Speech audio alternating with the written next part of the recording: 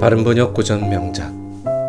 바른번역 고전 명작은 번역가들이 고전을 직접 고르고 기획하여 번역한 책을 낭독해드리는 방송입니다.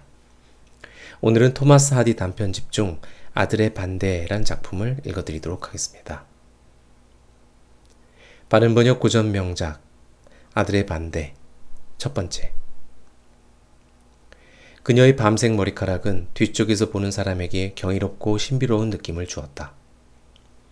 깃털이 꽂혀있는 검은색 모피모자 아래로 긴 머리를 골풀 바구니처럼 닦고 꼬아서 돌돌 감았는데 그 모양이 세련되었다고 할 수는 없어도 머리 다듬는 기술이 보기 드문 정교한 솜씨였다.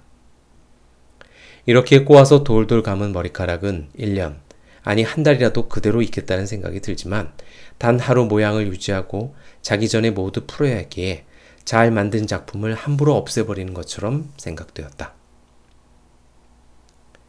가엾게도 그녀는 몸소 머리를 매만졌다. 하녀가 없기도 했고 그녀가 자랑할 수 있는 거의 유일한 재주였기 때문이다. 그런 이유로 그녀는 수고를 마다하지 않았다. 그녀는 아주 쇠약하지는 않았지만 휠체어에 의지해야 하는 젊은 여인이었다.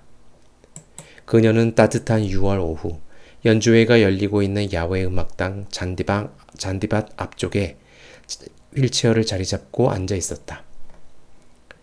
지역단체가 런던 교회의 작은 공원이나 개인 정원에서 자선 사업을 위해 기부금을 모으는 행사였다.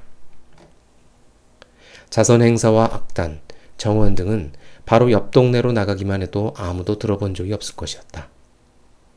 그럼에도 잔디밭은 이런 행사에 관심 있는 사람들로 가득해서 마치 대도시 속의 딴 세상 같았다. 그녀는 눈에 잘 띄는 자리에서 밤색 머리카락을 늘어뜨리고 휠체어에 앉아 있어서 많은 사람들이 연주회가 진행되는 동안 그녀를 유심히 살펴보았다. 얼굴은 잘 보이지 않았다. 하지만 정교하게 따은 머리와 새하얀 귓바퀴, 탄력있고 병색이 엿보이지도 않는 얼굴선을 보고 있으면 앞에서 봐도 미인일 것 같았다.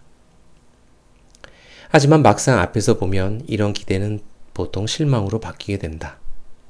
한참 있다가 고개를 돌려 얼굴을 드러낸 그녀는 그다지 예쁘지는 않았다. 이유는 모르겠지만 뒤쪽에 있던 사람들은 그녀가 예쁘다고 생각했거나 그러기를 바랬다. 예쁘지 않다는 푸념의 이유가 늘 그렇듯이 그녀는 사람들의 짐작보다 젊지 않았다. 하지만 그녀의 얼굴은 분명히 매력적이었고 전혀 아파 보이지 않았다. 그녀가 옆에 있는 2~3살쯤 되어 보이는 소년과 이야기를 하려고 고개를 돌릴 때마다 얼굴이 조금씩 드러났다. 모자와 재킷을 보니 소년은 유명한 사립학교 학생이었다. 바로 옆에 앉아 있는 사람은 소년이 그녀를 어머니라고 부르는 소리를 들을 수 있었다.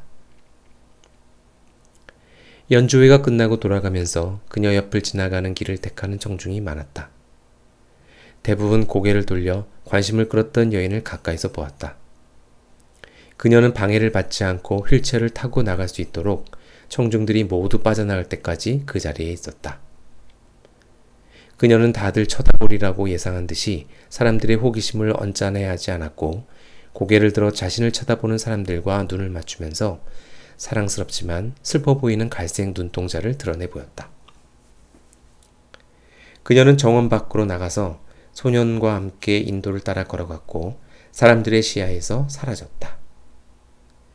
바라보던 사람들이 그녀가 누구인지 궁금해하자 이웃 교구 목사의 2번째 부인이며 절름발이라고 누군가 대답해 주었다. 다들 그녀에게 무슨 사연이 있으리라고 생각했다. 아들은 어머니와 함께 걸어서 집으로 돌아오면서 우리가 없어서 아버지가 쓸쓸해 하시지 않을까 걱정된다고 말했다. 오늘은 기분이 좋으셨으니 우리가 없어도 괜찮다. 그녀가 말했다. 어머니, 괜찮다라고 말하셔야죠. 소녀는 심하게 짜증을 내며 까다롭게 굴었다. 이제 그 정도는 아셔야죠. 그녀는 허둥지둥 잘못을 인정했다. 아들에게 그런 말을 들어서 분하다고 생각하지도 않았고 주머니에 숨겨둔 과자를 몰래 먹으려다 얼굴에 과자 부스러기를 묻힌 아들에게 입가를 닦으라고 야단쳐서 안갚음을 하지도 않았다. 그러고 나서 어머니와 아들은 말없이 걸어갔다. 이런 말투의 문제는 그녀의 과거와 관련이 있었다. 그녀는 슬픈 표정으로 생각에 잠겼다. 지난 시절 현명하게 인생을 계획해서 살았으면 지금 이렇게 되지 않았으리라고 생각하는 듯했다.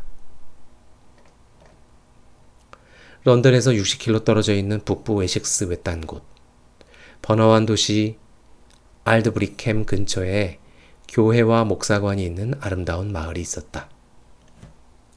그녀는 너무나 잘 알고 있지만 아들은 가본 적이 없는 마을, 바로 그녀의 고향 게이미드였다. 그녀가 19살 소녀였을 때 그곳에서 현재 상황과 관련이 있는 첫 번째 사건이 벌어졌다. 그녀는 그 일을 결코 잊을 수 없었다. 비극과 희극이 뒤섞인 그녀의 인생에서 최초로 일어난 그 사건은 어느 봄날 저녁 목사의 첫 번째 부인이 세상을 떠난 일이었다. 이제 여러 해 동안 그 첫 번째 부인의 자리를 메우고 있는 그녀는 그 당시 목사관에서 식사 시중을 드는 하녀였다. 온갖 치료에도 부인이 세상을 떠났다는 이야기를 들은 그녀는 같은 마을에 살고 있던 부모에게 슬픈 소식을 전하러 해질 무렵 밖으로 나왔다. 흰색 문을 열고 서쪽에서 희미한 저녁 하늘빛을 가리고 있는 나무를 바라보다 울타리에 서 있는 남자의 모습을 발견했다.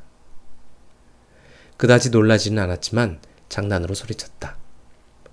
샘, 놀랐잖아. 그는 잘 아는 젊은 농부였다. 그녀는 최근 일을 자세히 이야기해 주었고 젊은 남녀는 자신들에게 닥친 일이 아니었지만 그들 주변에서 일어난 비극적인 사건 앞에서 엄숙하고 침착하게 말없이 서 있었다. 하지만 이 사건이 두 사람과 관련이 없을 수는 없었다. 지금처럼 목사관에 계속 있을 거야? 샘이 물었다. 그녀는 그 문제를 생각해 본 적이 없었다. 그럼 그럴 것 같아. 달라질 게 없을 것 같은데? 샘은 그녀가 부모님 집으로 가는 길을 함께 걸었다. 샘의 발이 그녀의 허리를 감쌌고 그녀는 조용히 팔을 치웠다. 그가 다시 팔로 그녀의 허리를 감싸자 그녀는 그냥 두었다. 소피, 계속 목사관에 있을지 잘 모르잖아. 집이 필요하겠군. 지금 당장은 준비가 안 되겠지만 언젠가 내가 집을 마련해 줄게. 샘, 너무 앞서가는 것 같은데? 나는 좋아한다는 말도 한 적 없어. 자기 마음대로 따라다녀 놓고. 그렇지만 다른 사람들처럼 사귀어 보자고 말도 못하나? 그녀의 어머니 집에 도착하자 샘은 작별 인사로 키스를 하려고 허리를 숙였다. 안 돼, 샘. 그녀는 손으로 그 입을 막으며 말했다. 이런 날 밤에는 점잖게 행동해. 그녀는 키스도 허락하지 않고 집 안으로 들어오게 하지도 못하고 샘에게 작별 인사를 했다.